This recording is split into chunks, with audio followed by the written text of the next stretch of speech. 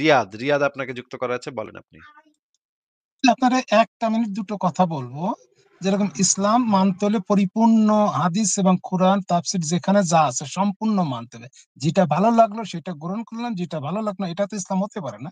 কারণ আমি আপনিও দেখেছেন, আমিও দেখালাম, আমার এক ফ্রেন্ডকে জাগতিক সুখের জন্য বেধর্মী কাফেরদের দেশে বসবাস করা যায় না।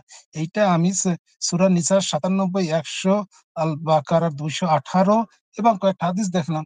এখন এইটা কিন্তু কোনো অবস্থায় মানতে চাচ্ছে না, এই একটা ব্যাপার। আর একটা ব্যাপার বলবো, যেহেতু কাজের ভিতরে আছে, আগে বলে রাখি। ইয়ে যেটা হচ্ছে, এই বেধর্মী কাফেরদের দেশে কি এই কবর দেওয়া যায়? আমাদের এই আর কি, এই জিনিসটা একটু জানতে চাচ্ছিলাম। মুসলমানদের রীতি অনুসারে কবর দেয়া যায় না তো। দেয় না। আর এই জিনিসটা কোনো অবস্থায় মানতে, আমার এই ফ্রেন্ডটা কোনো অবস্থা, আমি তাকে পড়ালাম hadisbd.com এর, আপনি নিজে পড়েন। এবং শেখ আহমদুল্লাহ আর ডক্টর আবু বকর জাকারিয়ার ওইটা উনিও বলিছে, সেটাও মানলো না। এবং ডক্টর আবু বকর আর এক জায়গায় বললেন, আপনার মেয়ে ঘোড়ার ডিম শিখাচ্ছেন আপনি। তার মেয়ে যেহেতু একটু এখানে পড়াশোনা করতেছে, আমি বললাম দেখেন এইটা কিন্তু সে একজন পরিপূর্ণ মুসলিম, ৫ ওয়াক্ত নামাজ পড়ে, রোজা, হজ, যাকাত সবই করেন, কিন্তু এইগুলো মানবে না। এটা কি তার জন্য কি এটা প্রযোজ্য কিনা, এটা আমি একটু জানতে চাচ্ছিলাম। সে আমাকে বলছে, আপনি যেহেতু মাঝে মাঝে আসিফ ভাই লাইফে যান, আমাকে একটু জানাবেন। হয়তো তো সেও এটা তো শুনতেছে খুবই আপনার পুরোপুরি। এটা তো হচ্ছে গিয়ে সে করতেছে। সে ইসলামকে পরিপূর্ণভাবে মানছে না। ইসলামকে পরিপূর্ণভাবে আঁকড়ে ধরতে হবে। মানে আত্মসমর্পণ করতে হবে। নিজস্ব সব চিন্তা ভাবনা, বিবেক বুদ্ধি সব বিসর্জন দিয়ে ইসলামের ছায়াতলে নিজেকে সম্পূর্ণভাবে আত্মসমর্পণ করতে হবে। এছাড়া তো ভাই একজন মানুষ প্রকৃত মুসলিম হতে পারবে না। তাহলে সে হচ্ছে গিয়ে মানে আধা মুসলমান বা আ এ এ এ এদের মানে এরা যদি কোরআনেই বলা আছে তারা আয়াতের কিছু অংশ মানে, কিছু অংশ মানে না। এরা আসলে জাহান্নামে যাবে। এরা কখনো জান্নাতে যেতে পারবে না। এরা মুসলিম হিসেবেই গণ্য হবে বলে মনে হয় না। ওকে, আর একটা প্রশ্ন আছে। আপনি কাজী ইব্রাহিমের যে বক্তব্যটা দিয়েছে ডক্টর ইউনূস সম্বন্ধে, উনি তো হিসাব মতেন, আমি যতদূর জানি, যতটুকু পড়াশোনা করেছি, আপনার আপনার থেকে মুখের থেকে শুনেছি, আপনার ওয়েবসাইট থেকে পড়েছি, কাজী ইব্রাহিম তো ইসলাম থেকে খারিজ হয়ে গেছে না? হ্যাঁ, হ্যাঁ, ইসলাম থেকে তো খারিজ হয়ে যাওয়ার কথা। এখন সে বলতেছে নবী নবীরা যেভাবে নির্বাচিত হয়েছে ইউনূসও নাকি সেভাবে নির্বাচিত হয়েছে। আর কি, কি একটা অবস্থা ভাই। অবশ্যই। আরেকটা বলি, না, উনি তো ডক্টরেট না, উনি হচ্ছে মতিউর রহমান মাদানিকে একটা অনুষ্ঠানে জিজ্ঞাসা, একটা প্রোগ্রামে জিজ্ঞাসা করতেছে, নবীজির পিতা মাতা কোথায় গেছে। উনি অনেক কিছু বলার পরে যার নামের কথাটা বলেছে কিনা আমার খেয়াল নেই, কিন্তু উনি লাস্টে বললেন এগুলো জানার দরকার, এই ধরনের প্রশ্ন করবেন করবেন কেন আপনারা? উনি কি সঠিক উত্তর দেয় না কেন, আমার প্রশ্ন আসছে। ওই যেহেতু যে নবীজি খুব বলেছে, মুশরিক ছিল, আমার বাবা। কাফেরের বাচ্চা হয়ে যায়, তার নবী কাফেরের বাচ্চা হয়ে যায়। এইজন্য কিন্তু আমরা তো জানি আসিফ ভাই, এখন এই ধরনের কত তেনাবাজি করা যায়, তাকিয়াবাজি তো সম্ভব না এখন এই মানে সোশ্যাল মিডিয়ার জগতে। আসিফ ভাই, আমি সরি, আমি তো আপনি বুঝতেছেন আমি কি কাজ করতেছি। আমার মানে অর্ডার এসে গেছে, আমি বেরিয়ে যাচ্ছি। আপনি আমাকে, আচ্ছা, ঠিক আছে। আপনাকে অসংখ্য ধন্যবাদ, অসংখ্য ধন্যবাদ। আর একবার বললাম, আমি কাজের ভিতরে আছি, আমি আপনার লাইভ শুনতে থাকবো। ধন্যবাদ আপনাকে। ওকে, আল্লাহ হাফেজ। ঠিক আছে ভাই, ভালো থাকেন। আপনার জন্য শুভকামনা। পরের জনকে যুক্ত করি। জাফর আপনাকে যুক্ত করা আছে, বলেন আপনি। আমাকে কি শোনা যাচ্ছে? হ্যাঁ, শোনা যাচ্ছে, বলেন। আমার খুবই সংক্ষিপ্ত একটা প্রশ্ন, আর তার আগে আপনাকে ধন্যবাদ আমাকে অ্যাড করার জন্য। আমার প্রশ্নটা হচ্ছে যে আমরা তো ইসলামের ভিত্তিতে জানি যে আমরা এই পৃথিবীতে যদি কোনো অপরাধ করি তো সেটা হচ্ছে আমাদের আখেরাতে আমরা পাপের সাজা ভোগ করবো। কিন্তু যদি মানে আমি ভাবলাম যে এটা নেই, কিন্তু ন্যাচারালি কোনো পানিশমেন্ট, আমি যে কোনো একটা অপরাধ করলাম, তো এটার কি পানিশমেন্ট আমি ন্যাচারালি কি পৃথিবীতে পাবো? পৃথিবীতে কেন পাবেন? মানে প্রকৃতিতে তো কোনো মানে বিচার-আচার নাই তো। যেমন ধরেন আপনার করোনা হয়েছে। আ করোনাকে কি এখন কি করবেন করোনাকে? আপনি মনে করেন আপনি খুব ভালো মানুষ। সৎ পথে জীবিকা নির্বাহ করেন, অফিসে যান। কারো জি, কখনো ঘুষ খান না। আপনি করোনাতে মারা গেলেন। আপনার জি। আত্মীয়স্বজনরা কান্নাকাটি করতেছে। আমাদের জাফর কত ভালো ছিল। সে মানে কেন? করোনা কেন এরকম একটা ভালো মানুষকে ধরল? ভাই করোনার তো এই সেন্স নাই যে সে কারে ধরে, সে যারে সামনে পাবে সে তারে ধরবে। মনে করেন একটা সুনামি হইছে। সুনামিতে উপকূলের মানে ২ লাখ মানুষকে ভাসায় নিয়ে গেছে। ২ জি, লাখ মানুষের ভিতরে নারী ছিল, শিশু ছিল, প্রতিবন্ধী মানুষ ছিল। এগুলাকে ভাসায় নিয়ে যাওয়া তো সুনামির উচিত হয় নাই, তাই না? মানে হুম, উচিত হয় নাই, উচিত নাকি অনুচিত এই জিনিসটা হচ্ছে আমাদের পারসেপশন। জি। সুনামি তো আর এটা বুঝবে না। সুনামি তো আর এটা জানে না। সুনামির তো এই আইডিয়াটা নাই যে কোন কাজটা করা উচিত, কোন কাজটা করা উচিত না। কোন বাচ্চাটা মানে সে একটা শিশু আর সে একটা বয়স্ক পুরুষ। কাকে আমি ভাষায় নিবো? এটা তো ভাই সুনামির তো এই সেন্সটা নাই। প্রকৃতিতে তো একটা বাঘ যখন একটা হরিণকে খায় তখন তো সে দেখে না যে হরিণটা কি ভালো ভালো হরিণ নাকি খারাপ হরিণ। সে হাতের কাছে পাইলে খায় ফেলে। প্রকৃতিতে তো কোনো বিচার-আচার নাই ভাই। মানে মহাবিশ্বে বা প্রকৃতিতে মানে ইউনিভার্সে জি, এই বিচার-আচারের ধারণা জি, কোনটা সঠিক, কোনটা ভুল, কোনটা ন্যায়, কোনটা অন্যায় এই জিনিসগুলো হচ্ছে মানুষের তৈরি ধারণা। মানুষ এই জিনিসগুলা তৈরি করেছে নিজেদের টিকে থাকার জন্য, বেটার সারভাইভ করার জন্য। আমরা যেন হিউম্যান একটা সোসাইটি তৈরি করতে পারি, সেই সোসাইটিতে আমরা যেন মিলেমিশে একসাথে থাকতে পারি। এই কারণে আমরা এই ধারণাগুলা তৈরি করেছি কোন জিনিসটা উচিত, কোন জিনিসটা উচিত না। আসিফ ভাই কিন্তু আমি বোধহয় আমাদের জি, বাইরে তো এটার আর কোনো অ্যাপ্লিকেশন নাই। ভালো-মন্দের বা জি, বিচার-আচার কোন জিনিসটা কে কার সাথে খারাপ করতেছে, কে কার সাথে ভালো করতেছে, এটা তো আমাদের মানুষের মানে মনের বাইরে আর তো কোনো এক্সিস্টেন্স নাই এগুলার। তাহলে এদের আবার জি, বিচার-আচার কিভাবে হবে? এদের তো বিচার-আচার হবে না। কিন্তু আমি আমরা হয়তো জি, জি। আমরা যেটা আমি একটু চেষ্টা বলব? করি আমরা জি, যেটা চেষ্টা করি যে সমাজে কিছু নিয়ম-কানুন তৈরি করেছি আমরা। আমরা যেন প্রত্যেকে সারভাইভ করতে পারি, প্রত্যেকে যেন আমরা ভালো থাকতে পারি, প্রত্যেকের অধিকার যেন সংরক্ষিত হয়। এই কারণে আমরা আইন-কানুন, বিচার ব্যবস্থা তৈরি করেছি। এখন জি। এইটা দ্বারা আমরা কেউ যদি আমাদের সাথে কোনো অন্যায় করে তাহলে আমরা সেই অন্যায়টাকে শাস্তি। প্রতিরোধ করার চেষ্টা করি। জি, আ এই যে রাষ্ট্র যেন আমাদের একটা নির্যাতিত মানুষের পাশে এসে দাঁড়ায়, এই জি, চেষ্টাটা আমরা করি। কিন্তু আমরা আমাদের এই রাষ্ট্র ব্যবস্থা, আমাদের এই আইন কাঠামো এগুলা 100% কারেক্ট না। কখনোই জি, 100% কারেক্ট না। আ জি, কিন্তু এইগুলার ভিতরে অনেক সমস্যা আছে।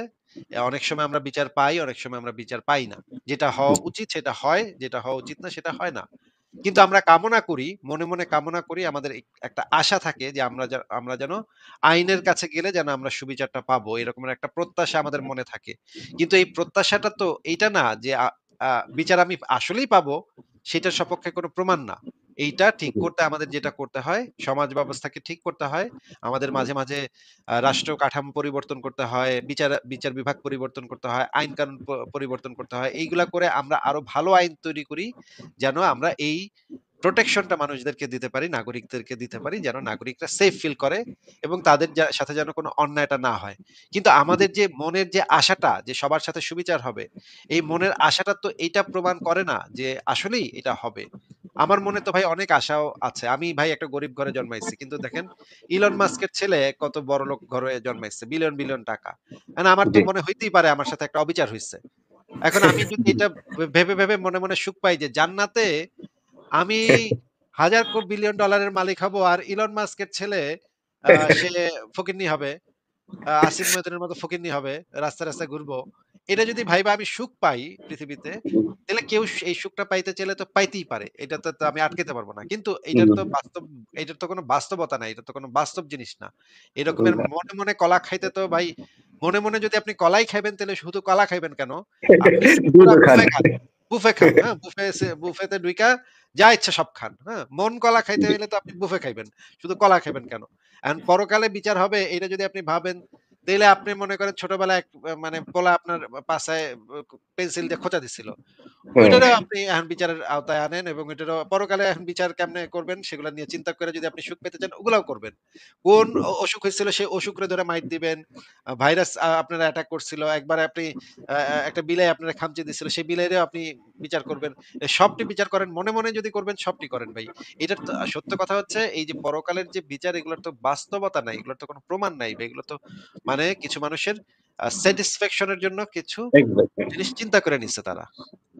জি, আসিফ ভাই আমার মানে প্রশ্নের মূল হয়তো আমি ধরনটাই করে ফেলছি। মানে আমার প্রশ্ন হচ্ছে যে আমি একটা খুন করলাম কিন্তু এর কোনো ডকুমেন্টস নাই। কোনো ডকুমেন্টস নাই। আমি এমনভাবে করছি কিন্তু আমি জানি যে আমি খুন করছি। তো এইটার মানে অন্য কোনো কি ব্যাপার আছে কিনা এখানে? মানে শাস্তিটা পাওয়ার কোনো ব্যাপার আছে কিনা? আমার ক্ষেত্রে শাস্তির? না, আপনার ক্ষেত্রে শাস্তি যদি কেউ না জানে, কেউ না দেখে, এটা আসলে টেকনিক্যালি হওয়া একেবারেই অসম্ভব। কারণ এটা হয় না কখনো। কাউকে আপনি মারছেন, এটা কেউই জানে না কোথাও। তারপরেও যদি এটা ধরে নিই তর্কের খাতিরে আপনি এটা জি। করেছেন। এখন হ্যাঁ। যদি কেউ না জানে তাহলে তো আপনার কোনো বিচার-আচার হবে না, শাস্তি হবে না। আপনি বেঁচে গেলেন।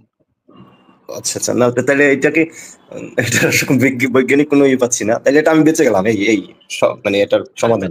বেঁচে গেলেন। হ্যাঁ, কিছু করার নেই। এরকম কিছু মানে আমাদের যেহেতু মানুষের সীমাবদ্ধতা আছে, আইনের সীমাবদ্ধতা আছে। আমরা তো ভাই প্রত্যেকের মানুষের ব্রেইনে আমরা মানে একটা দিয়ে আমরা জানা সম্ভব না যে কে কোথায় খুন করছে, কে কোথায় কি ক্রাইম করছে, এটা তো জানা সম্ভব না। সুতরাং আমাদের সীমাবদ্ধতা এটা। আপনার ওই খুনটার বিচার আমরা করতে পারলাম না। যদিও এটা অন্যায় হইছে, কিন্তু জি সব অন্যায়ের আমরা বিচার করতে পারি না। আমাদের সামর্থ্য নাই এই জিনিসটা করার।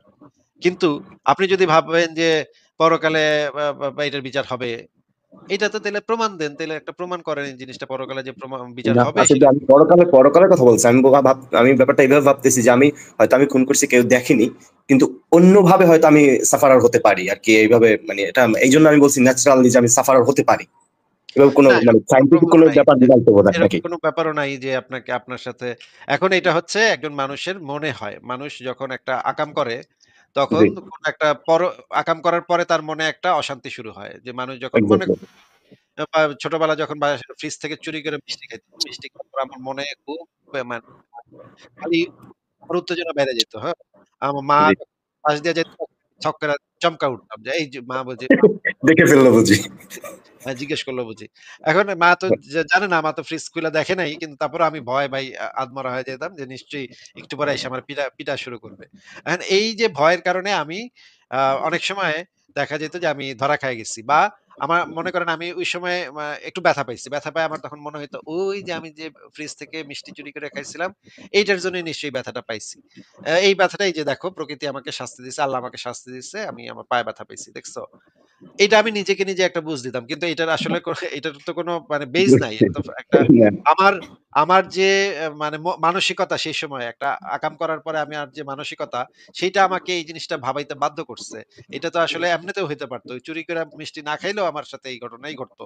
আমি ব্যথাই পাইতাম। তখন আমি হয়তো আরেকটা জিনিসের কথা ভাবতাম যে এইটার কারণে আমি এই ব্যথাটা পাইছি। প্রকৃতিতে তো ভাই এইভাবে কাজ করে না। প্রকৃতি হচ্ছে একটা ব্লাইন্ড ফোর্স। জি, এইখানে কোনো বিচার-আচার নাই, কোনো কিছু নাই, নিয়ম-কানুন নাই। আমরা এই নিয়মগুলা তৈরি করেছি আমাদের স্বার্থে। থ্যাংক ইউ আসিফ ভাই, অনেক ধন্যবাদ। মানে আমার একটা কনফিউশন ছিল এই ব্যাপারটা নিয়ে, যে মানে তার মানে ব্যাপারটা সামারিটা দাঁড়াইলো যে আমি, কেউ যদি আমাদের সমাজে কোনো অপরাধ করে, সে অপরাধ যদি আমরা দেখি আমাদের আইন অনুযায়ী যেটা আসবে, ওই যদি দেখি সেক্ষেত্রে যে আইনটা আছে রাষ্ট্রীয় প্রচলিত আইন, ওই অনুযায়ী বিচার হবে। যদি না দেখি তাহলে সেটা বিচার হবে না, সেটা ওই ওই অবস্থায় থেকে যাবে। এবং যদি আমরা দেখি যে কন্টিনিউয়াসলি এই বিচার হচ্ছে না, একটা সমাজের ধনীরা সবসময় বেঁচে যাচ্ছে, তখন জি আমরা জি জি একটা জি। বিপ্লব করি। একটা রাষ্ট্র ক্ষমতা চেঞ্জ করি, রাষ্ট্র পাল্টায় ফেলি। যেমন আগে যে রাষ্ট্র ব্যবস্থা ছিল সেগুলোর থেকে এখন আমরা একটু বেটার রাষ্ট্র সিস্টেম হয়েছে।